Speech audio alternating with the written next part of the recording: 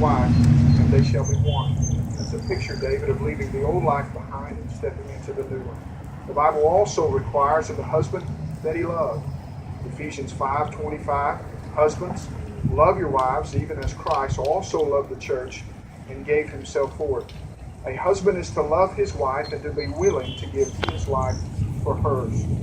The Bible also requires of you, David, as you step into this new role, that you lead. Ephesians 5:23, for the husband is the head of the wife, even as Christ is the head of the church and is the Savior of the body. David, it is up to you to lead your family in the way of the Lord. And you do that by loving like Christ loves and giving of yourself the way that Christ gave of himself. Bria, let me also charge you with what the Bible requires of you as you step into your new role as wife. Ephesians 5:22, the Bible tells us, wives, submit yourselves unto your own husbands as unto the Lord. Bria, the Bible requires of a godly wife that she first be submissive. Then that means that she is to be willing to follow the leading of her husband. In Proverbs 31:10, the Bible tells us, who can find a virtuous woman? For her price is far above rubies. The heart of her husband doth safely trust in her, so that he shall have no need of spoil. She will do him good and not evil all the days of her life. Bria, the Bible requires of you that you safeguard the heart of your husband.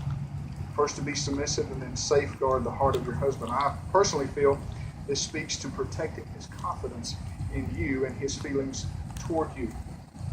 Now we're going to move to the vows. If you will face one another.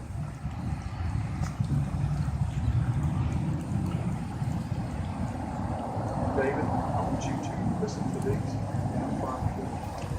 Okay? David, you take Bria, whose hand you hold, to be your lawfully wedded wife. Do you sincerely promise in the presence of this company, in reverence before God, to love her, to honor her, to protect her through sunshine and shadow alike, keeping yourself unto her alone until death shall separate you? Bria, do you take David, whose hand you hold, to be your lawfully wedded husband? Do you sincerely promise in reverence before God and in the presence of this company to be to him a loving, tender, and true wife through sunshine and shadow alike, keeping yourself unto him alone until death shall separate you? Now, David, I want you to repeat after me. Okay? I, David, take you, Bria, to be my wedded wife. I, David, take you, Bria, to have and to hold from this day forward, for better or for worse, for richer or for poor, in sickness and in health, to love and to cherish, till death do us part. I pledge thee my love. Repeat after me. I, Bria, take you, David, to be my wedded husband, to have and to hold from this day forward, for better, for worse, for richer, for poor, in sickness and in health, to love and to cherish and to obey, till death do us part. I pledge thee my love. Now we're going to move to the ring ceremony. Now in God's sacred providence, He has given us reminding tokens.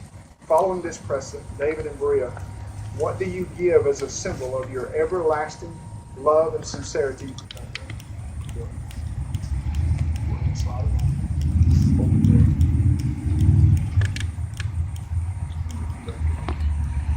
With this ring, I thee wed, and with my loyal love, I thee endow, and all my worldly goods with thee I share.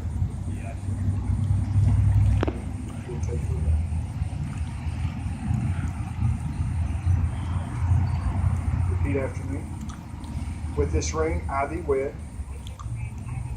and with my loyal love I thee endow, and all my worldly goods I with thee I share. Now we're going to move to the unity ceremony. The symbol of unity is a time-honored tradition. David and Bria have chosen a unique, might I add humorous, way to celebrate their union and their colorful difference. And that's what we hoped you would do, David and Bria.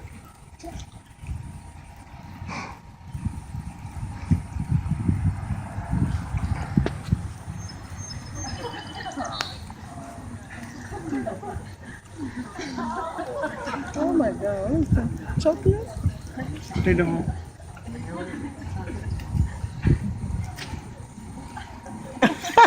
What they doing?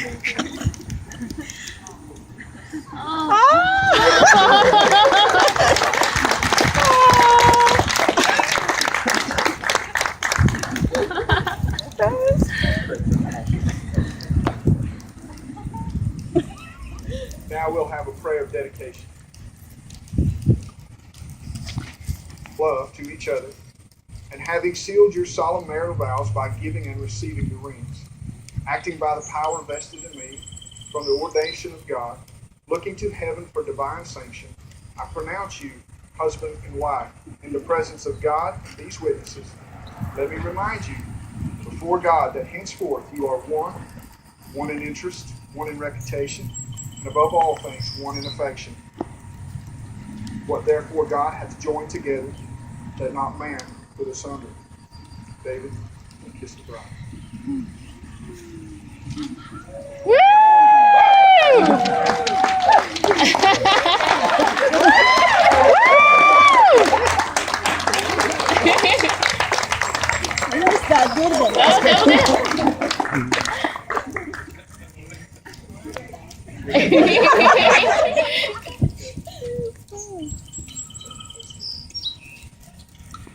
Ladies and gentlemen, I present to you Mr. and Miss David Bracewell.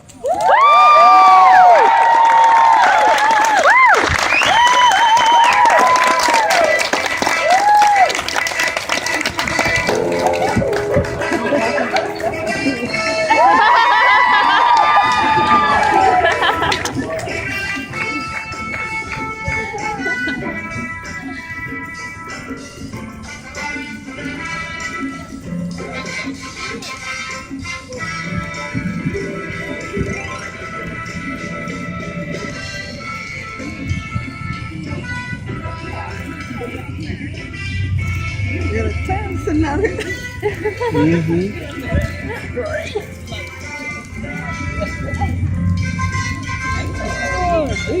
worry, it's nice and air conditioned inside. Thank God. I went in the wrong door first.